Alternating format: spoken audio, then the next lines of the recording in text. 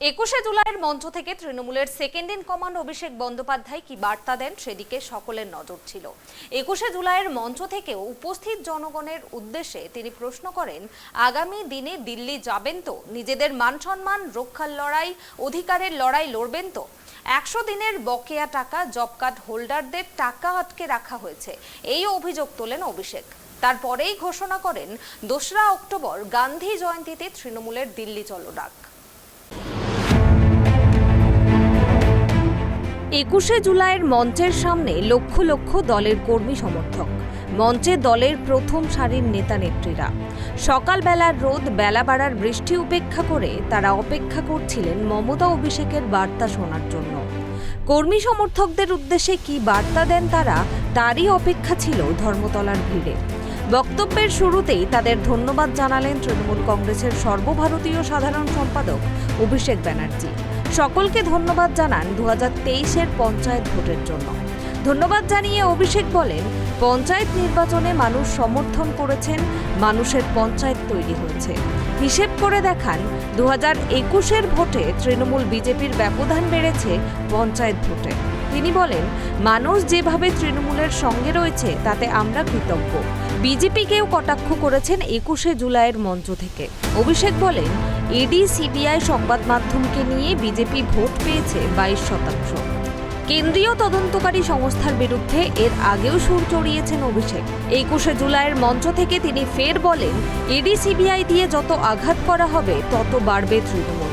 21শে জুলাইয়ের মঞ্চ থেকে অভিষেক বন্দ্যোপাধ্যায় সুর চড়িয়ে জনগণের উদ্দেশ্যে আরও বলেন, আগামী দিনে দিল্লি যাবেন তো? নিজেদের মান সম্মান রক্ষার লড়াই, অধিকারের লড়াই লড়বেন তো?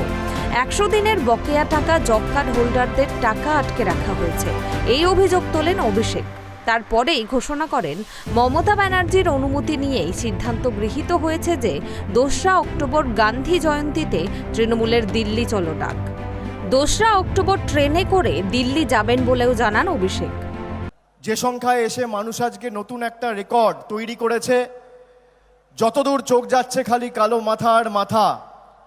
মানুষ যেভাবে তৃণমূল কংগ্রেসের সাথে রয়েছে, যেভাবে আশীর্বাদ, কৃতজ্ঞতা, ভালোবাসা, দোয়ার ঋণে আমাদের সমৃদ্ধ করেছে, আমরা সাধারণ মানুষের কাছে আজীবন কৃতজ্ঞ। আমি আপনাদের সকলকে নতমস্তকে, বিনম্র চিত্তে, করজোড়ে ধন্যবাদ জানাচ্ছি, কৃতজ্ঞতা জানাচ্ছি, প্রণাম জানাচ্ছি। 2023-এর পঞ্চায়েত নির্বাচনে যেভাবে সুদূর কুচবিহার থেকে শুরু করে কাকদ্বীপ অবধি মানুষ গণতান্ত্রিক অধিকার প্রয়োগ করে তৃণমূল কংগ্রেসকে সমর্থন করে কার্যত প্রত্যেকটা জায়গায়, জেলায়, বিধানসভায়, ব্লকে, পঞ্চায়েতে মানুষের পঞ্চায়েত গড়েছে, বাংলার মানুষকে আমরা ধন্যবাদ জানাচ্ছি। তৃণমূলের নবজোয়ার কর্মসূচি নিয়ে প্রায় 2 মাস ধরে আমরা যখন রাস্তায় ছিলাম, আমরা মানুষের কাছে পৌঁছে দেওয়ার চেষ্টা করেছি। মানুষ যাকে মান্যতা দিয়েছে, যাকে সার্টিফিকেট দিয়েছে, তৃণমূল কংগ্রেস ত্রিস্তর পঞ্চায়েত নির্বাচনে তাকে দাঁড় করিয়েছে। কোনো নেতার কথায়, কোনো জেলা নেতা, ব্লকের নেতা, রাজ্য নেতার কথায় এবার মানুষকে প্রার্থীপদ দেয়নি, সাধারণ মানুষের কথায় এবার দল প্রার্থীপদ দিয়েছে, জিতিয়েছে মানুষ।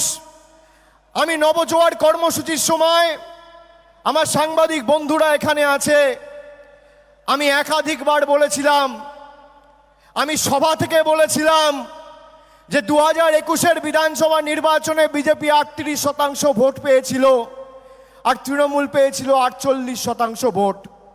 ব্যবধান ছিল 10%।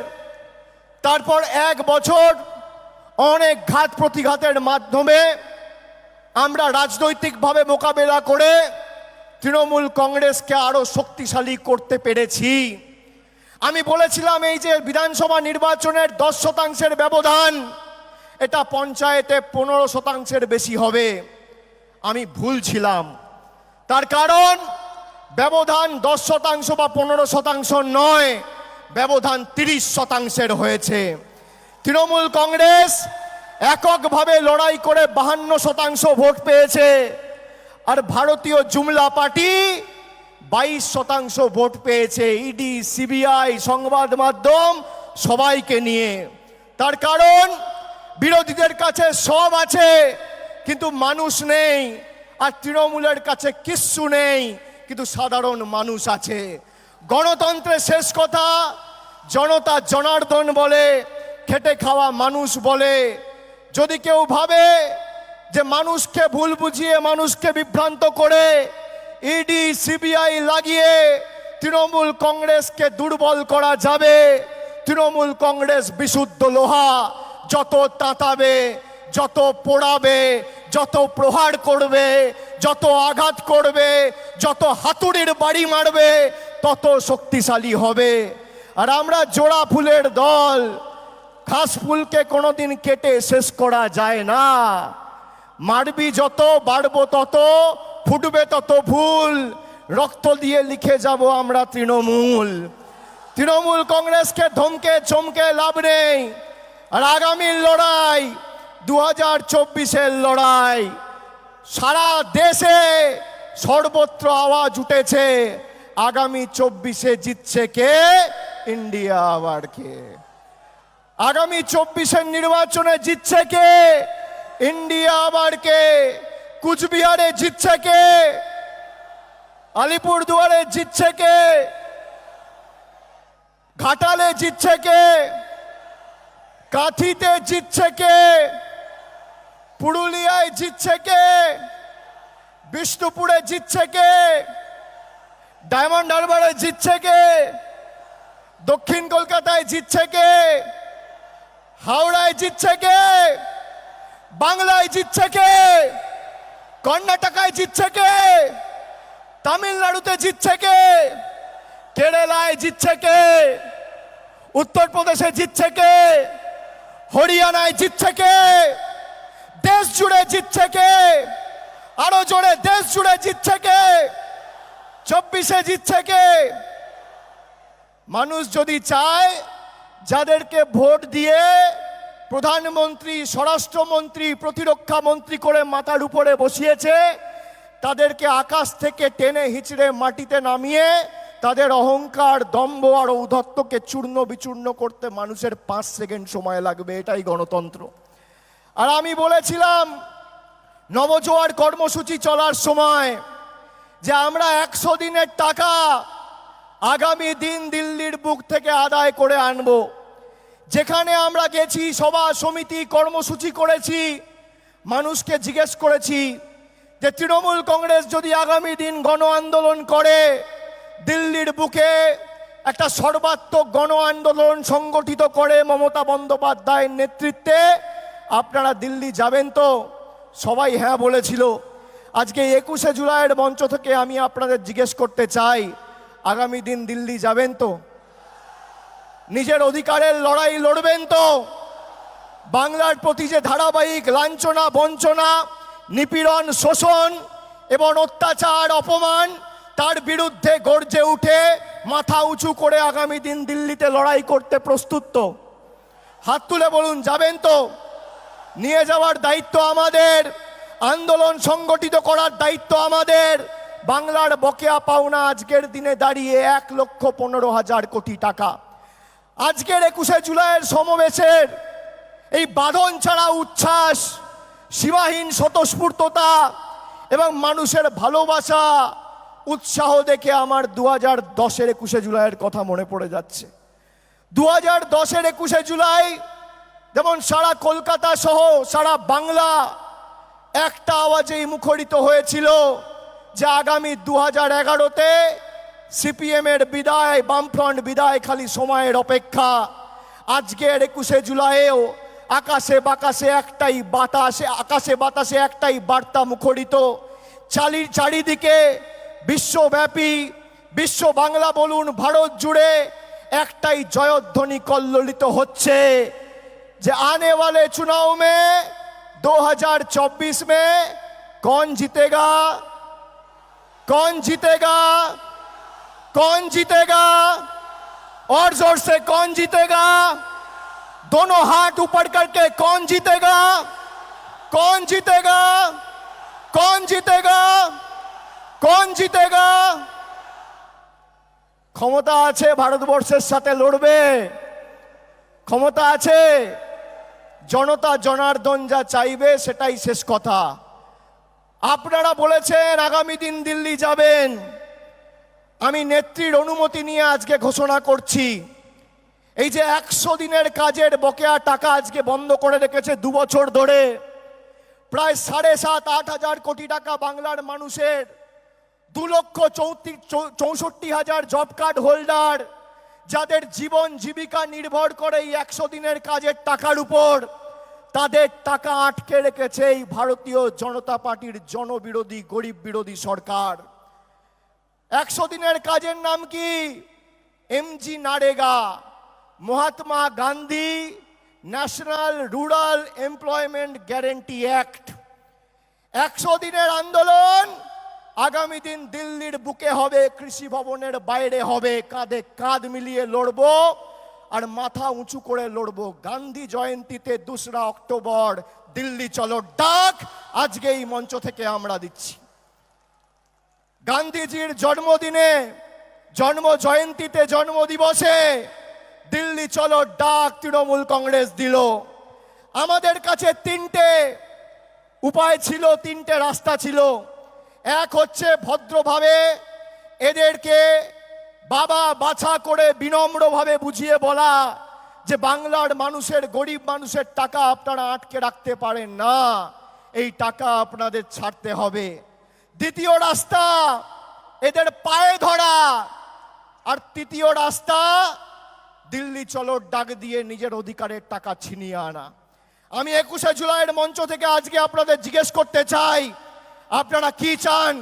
তৃণমূল পা ধরুক, না আগামী দিন বাংলার মানুষ দিল্লি গিয়ে নিজের আদায় ছিনিয়ে আনুক?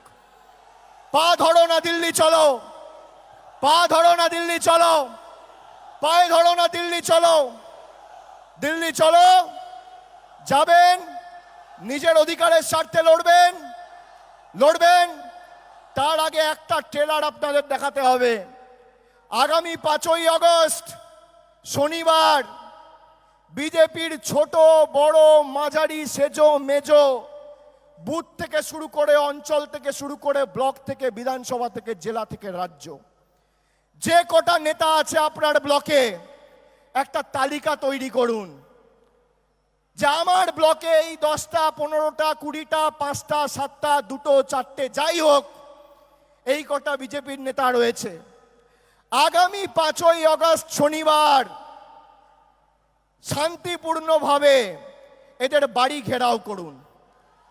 বাড়ি থেকে 8 ঘন্টা, সকাল 10টা থেকে সন্ধে 6টা শনিবার, বাড়িতে যদি বয়স্ক কেউ থাকে তাকে রাস্তা ছেড়ে দেবেন। কিন্তু বিজেপির নেতা যে আছে সে বাড়িতে ঢুকবেও না, বেরোবেও না, গণ ঘেরাও। আর শান্তিপূর্ণভাবে কোথাও কারোর গায়ে হাত দেবেন না, কোনো প্ররোচনায় পা দেবেন না। শান্তি শৃঙ্খলা সম্প্রীতি এবং এই রাজ্যের ঐতিহ্য সংস্কৃতি বজায় রেখে আগামী 5ই আগস্ট কুচবিহার থেকে কাকদ্বীপ 341টা ব্লক, 127টা মিউনিসিপ্যালিটি, পুরসভার প্রত্যেকটা ওয়ার্ড, টাউন, বুথ গণঘেরাও কর্মসূচির ডাক আজকে আমি নেত্রীর অনুমতি নিয়ে এখান থেকে ঘোষণা করলাম। 5ই আগস্টে এদের বাড়ি ঘেরাও হবে। আর তারপর এরা যার পা ধরে রাজনীতি করছে দিল্লিতে তার দপ্তরও ঘেরাও হবে। এটাই বাংলার মানুষের শক্তি। আমরা মাথা নত করলে ঈশ্বরের কাছে করব, আল্লাহর কাছে করব, সর্বশক্তিমানের কাছে করব। আমরা দিল্লির বহিরাগতদের কাছে মাথা নত করব না, আত্মসমর্পণ করব না, মেরুদণ্ড বিক্রি করব না।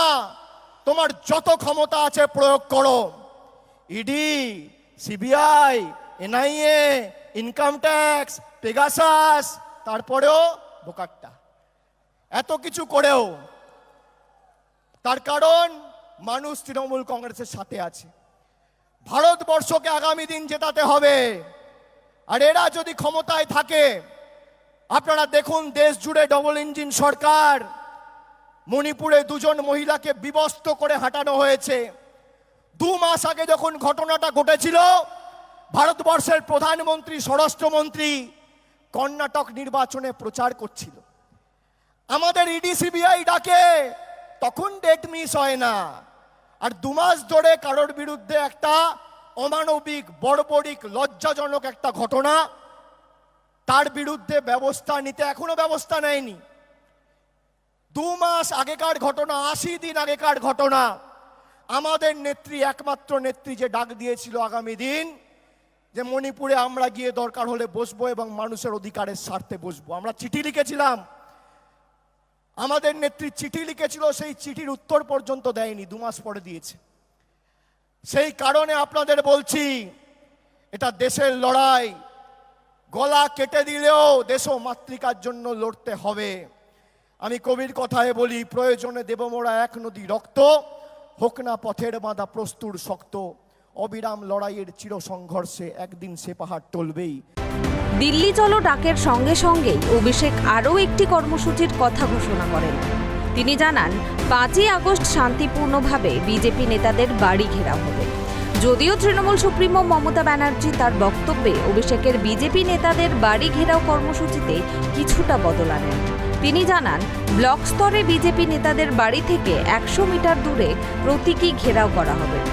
কর্মসূচি প্রসঙ্গে অভিষেক জানিয়েছিলেন, কোচবিহার থেকে কাকদ্বীপ সমস্ত ব্লক, পৌরসভায় বিজেপি নেতাদের বাড়ি ঘেরাও করা হবে শান্তিপূর্ণভাবে।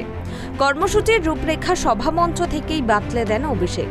5ই আগস্ট শনিবার, সেদিন সকাল 10টা থেকে সন্ধে 6টা পর্যন্ত বিজেপি নেতাদের বাড়ি ঘেরাও করা হবে বলেই ঘোষণা করেছেন Abhishek Bandyopadhyay. Bureau report, tribe TV.